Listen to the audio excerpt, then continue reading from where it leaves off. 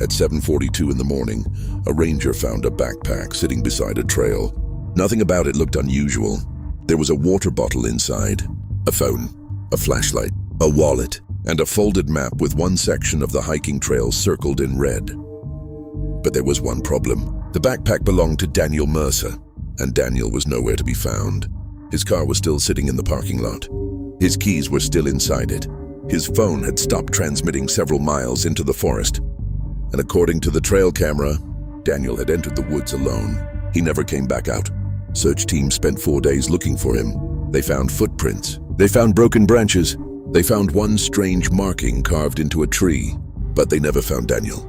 And then 6 months later, someone received a voicemail from Daniel's missing phone. The message contained only 7 seconds of audio, and what could be heard in those 7 seconds made investigators question everything about his disappearance. Part 1. The Last Morning. Daniel was 31 years old. He wasn't an inexperienced hiker.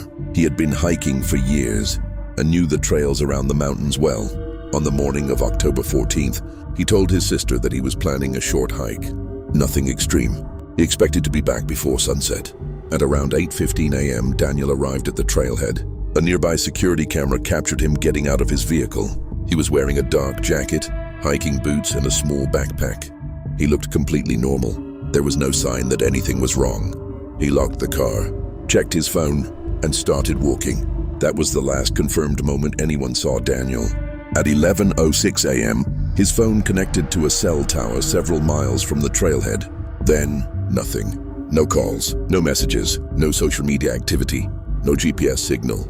By late afternoon, Daniel's sister became worried. He had promised to call when he reached the trailhead again. He never did. At 7 that evening, she contacted authorities. Initially, everyone believed there had been an accident. Maybe Daniel had fallen. Maybe he had injured his leg. Maybe he had become lost. But when rescuers reached the trail the next morning, they discovered something that didn't make sense. Daniel's vehicle was still there, and his hiking route should have been easy to follow.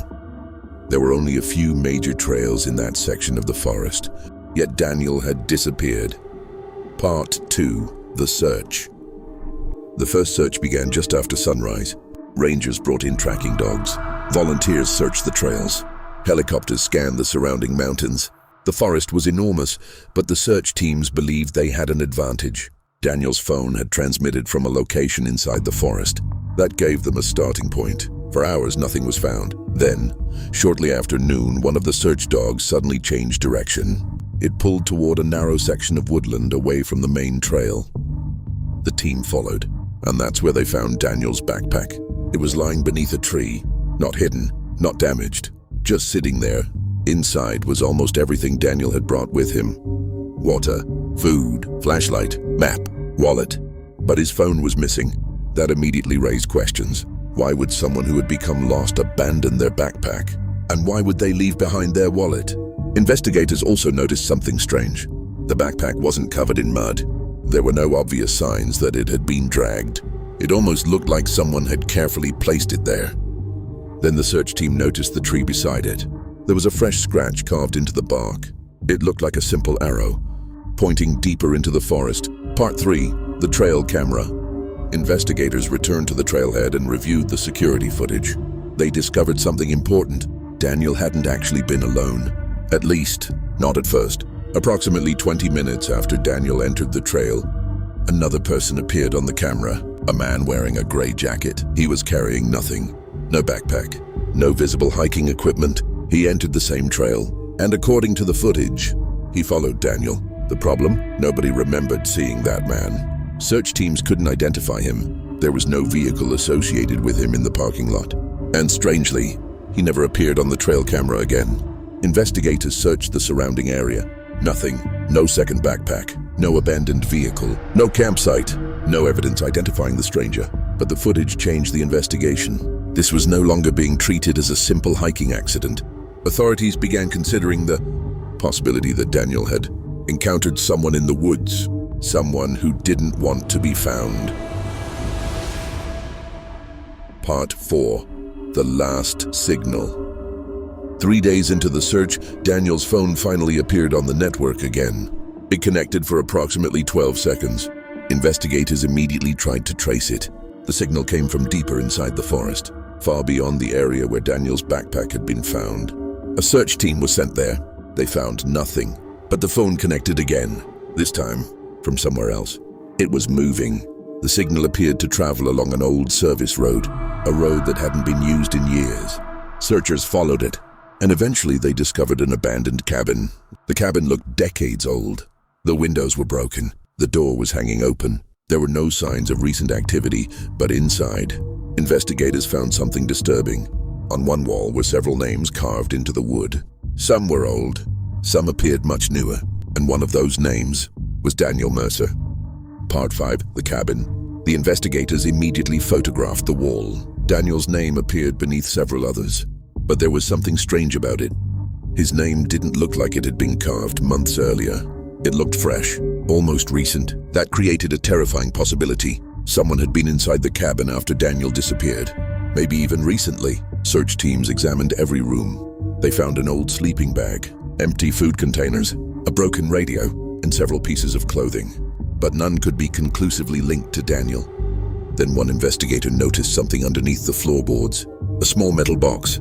Inside were photographs, old photographs. Most showed hikers standing near different trails. Some were decades old. Several people in the photographs had dates written beside their faces, and many of those dates corresponded to reported disappearances. The investigators began comparing the photographs with missing person records. Some matches were confirmed. People who had vanished years earlier, people who had never been found. But one photograph was different. It showed Daniel standing near the same trailhead, and written on the back was a date, October 14th, the exact day Daniel disappeared. Part 6, the voicemail. The investigation suddenly became much larger. Authorities searched the cabin again, but whoever had been using it was gone. There was no obvious suspect, no fingerprints that could immediately identify anyone, no security footage, nothing that explained how Daniel's photograph had ended up there. Then, 6 months passed. The case went cold.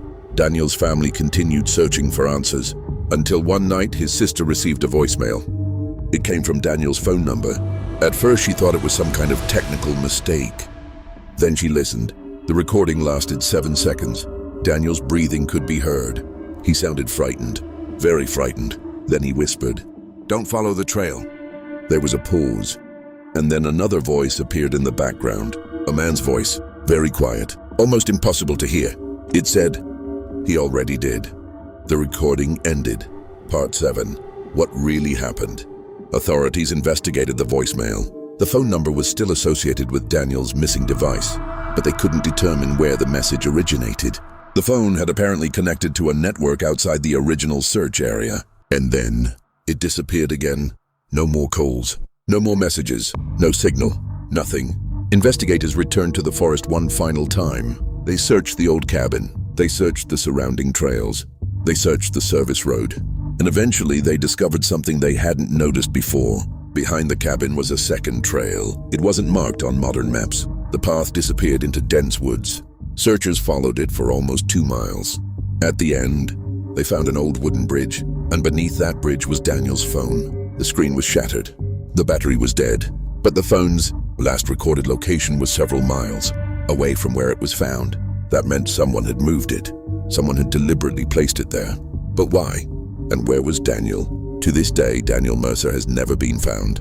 There was no confirmed suspect, no body, no clear explanation. The cabin was eventually demolished. The trail was closed, and the official investigation remains unresolved. But Daniel's sister still remembers something from the morning he disappeared, something she didn't think was important at the time. Daniel had called her before leaving. He told her he had changed his hiking route. When she asked why, he simply said, "Someone told me about a shortcut." She assumed he meant another hiker, but investigators never found evidence that Daniel had planned to take a shortcut, and the mysterious man seen entering the trail behind him was never identified. There is one final detail. Years after Daniel disappeared, a group of hikers reported seeing someone standing deep inside the same forest. A man wearing a dark jacket. He was watching the trail. When they called out to him, he turned around and walked into the trees. The hikers followed for several seconds. Then they stopped because they noticed something hanging from the man's shoulder. A small black backpack, the same kind Daniel had been carrying the day he vanished. They never saw the man again, and nobody knows whether it was Daniel. Maybe the hikers simply saw a stranger wearing a similar backpack. Maybe the entire story has an ordinary explanation that was never discovered. Or maybe Daniel really did walk into those woods and never truly found his way back out. Because sometimes the most frightening part of a disappearance isn't knowing that someone vanished. It's realizing they may have never been alone when it happened. This is the Hidden Fear Archive, and some trails are better left unexplored.